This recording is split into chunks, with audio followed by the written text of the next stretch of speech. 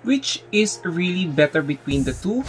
Will it be Glutaprime or Supreme Gluta na glutathione?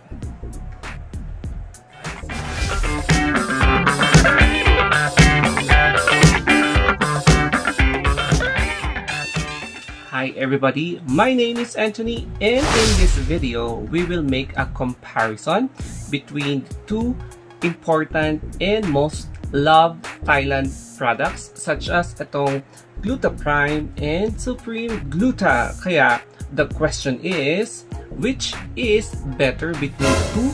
Will it be itong Supreme Gluta or Glutaprime? Dalawang pinaka-effective and one of the cheapest glutathione from Thailand, but there is only one na mas effective according to me, according to my experience. Before we begin with the first one, I would like to emphasize na there will be three categories to differentiate yung comparison between these two products from Thailand. And these are, yung number one is price, number two is yung content, and yung number 3 is yung effect ng dalawang products na ito. Kaya without further ado, let's begin with the price. So, as you can see, they are, or these two are some of the most or some of the cheapest products na galing sa Thailand. How much more if you're from Thailand or nasa Thailand ka?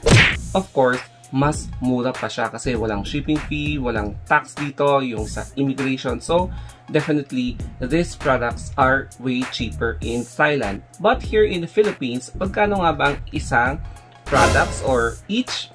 Yung unang-una sa lahat, itong Gluta or Supreme Gluta White, ang price po nito is naglalaro between 180 to 200. Yan po yung price niya, 180 to 200.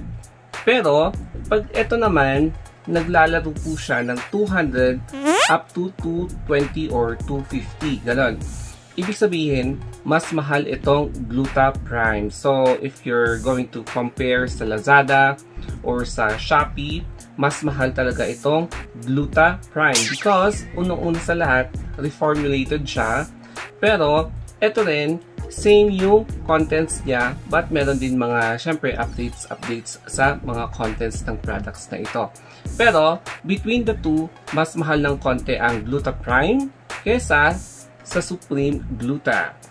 And let's proceed naman sa second category, and we will be flipping this camera para itignan natin yung contents para let's see kung alin nga ba sa dalawang ito ang talagang mas marami ang contents. We have here yung Glutaprime and itong Supreme Gluta White. So, ang pag-uusapan natin in this category is all about the contents. Unahin natin itong Glutaprime. So, we have here yung active ingredients niya is or are rosehip extract. Yan po, 300 mg. Tapos fish collagen peptide, 200 mg. L-glutathione, 170 mg. Tapos, meron siyang gelatin, glycerin na 180 and 120 mg. Tapos, L-cysteine, 100%, 100 mg. Purified water, and pine bark extract.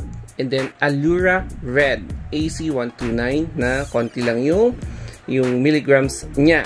So, if we're going to count, 1, 2, 3, 4, 5, 6, 7, 8, 9. 9 ang laman nitong reformulated Glutaprime dietary supplement from Thailand. So, dumako naman tayo dito sa Supreme Gluta White. Medyo, yung sticker kasi pinunta dito. So, let's begin with the glutathione. Ayan, glutathione, medyo malaki yung contents niya. L-glutathione is 150 or 1.5 million milligrams. Siguro 150 yung katumbas niya or 1,500 milligrams, I should say. Yung collagen naman niya, ayan, collagen for 100 milligrams yan. Yung coenzyme Q10, 200 milligrams. Yung vitamin C, I'm not sure kung anong basa nito. Vitamin C is 500 milligrams.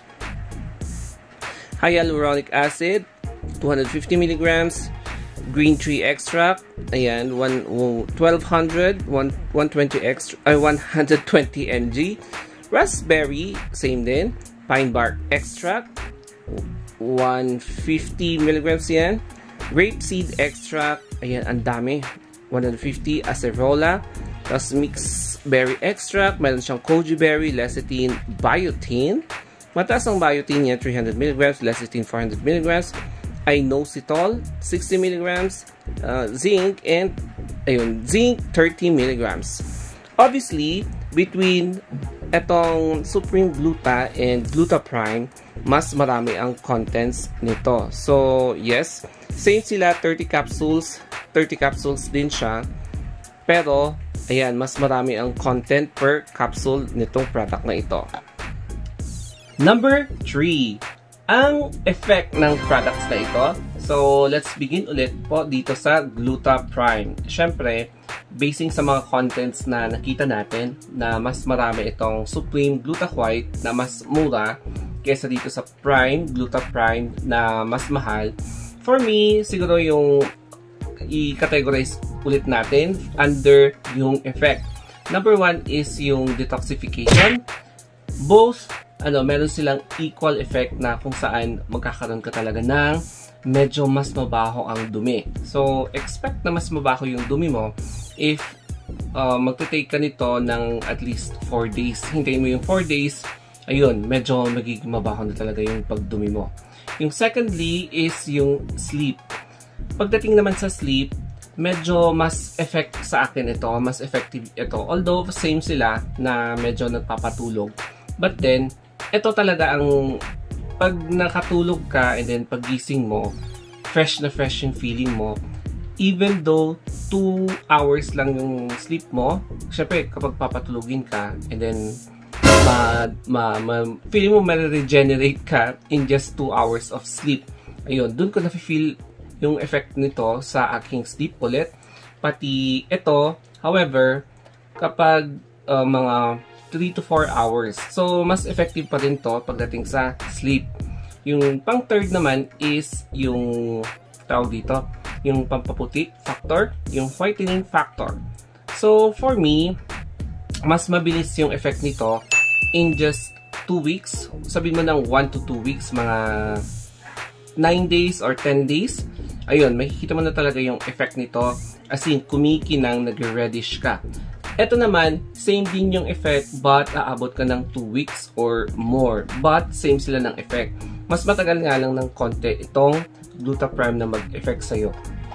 Speaking of yung contents na na-discuss ko kanina, di hamak na mas marami talaga itong Gluta Supreme kesa sa Gluta Prime. That's why yung pang pimples, yung pampatanggal ng pimples, siguro ang masasabi ko, mas mabilis yung pag-effect nito pag nag-take ka tapos na-observe mo na medyo kumukonti yung pimples mo, hindi na siya masyadong nagkakaroon ng outbreaks sa face, sa neck, sa chest, at sa back. Ayun, hindi ka masyadong nagkakaroon ng pimples kapag nag-take ka nito. Although same din ito, but medyo mas matagal yung effect niya. So, yun yung parang subcategory ng effect.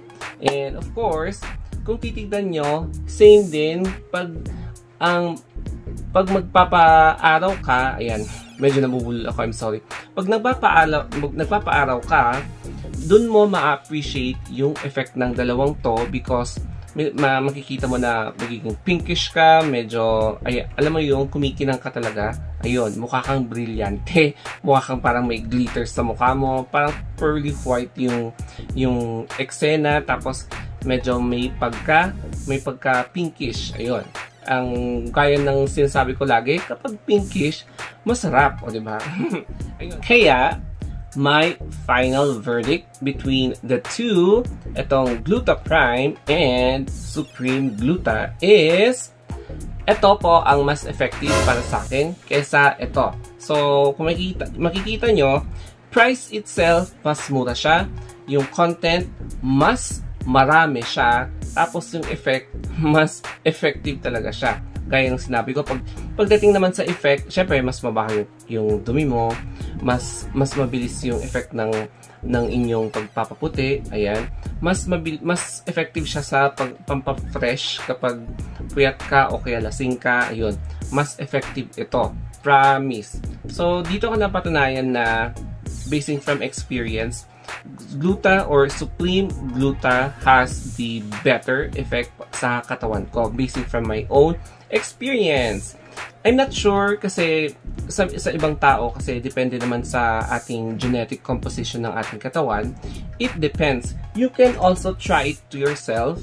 Pwede kayong bumili ng ganito dun sa Lazada or dito sa link below. Ayan, sa description box, ilalagay ko na lang yung link ng dalawang ito for you to determine kung alin nga ba ang mas effective. But for me, sa katawan ko, ito ang mas effective.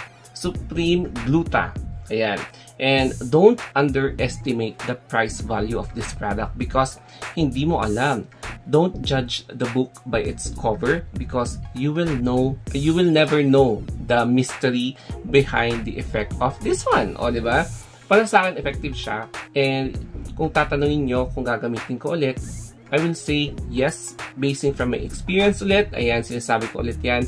Dahil nag-effect siya sa akin sa pagde-detoxify, pampafresh, and kapag masisinagan ka ng araw, ayan, kikinang talaga yung skin mo. So, yun po guys, yung aking presentation ng difference between Gluta Prime and Supreme Gluta. Kaya guys, kung nagustuhan nyo itong simple video or vlog ko, don't forget to subscribe my 2 YouTube channels. Yes, dalawa po ang aking YouTube channels, The Story of Anthony and The Story of Anthony Vlogs. And if you have any questions, reactions, feedbacks, ayan, mag-comment down below lang kayo dyan. Ayan, mag-comment down below kung meron kayong nais na sabihin or i-comment. And reach me out in my Facebook page, Instagram, or Twitter, The Story of Anthony. Ayan lang po guys. Thank you and happy watching. Have a nice day and wag maging pasaway.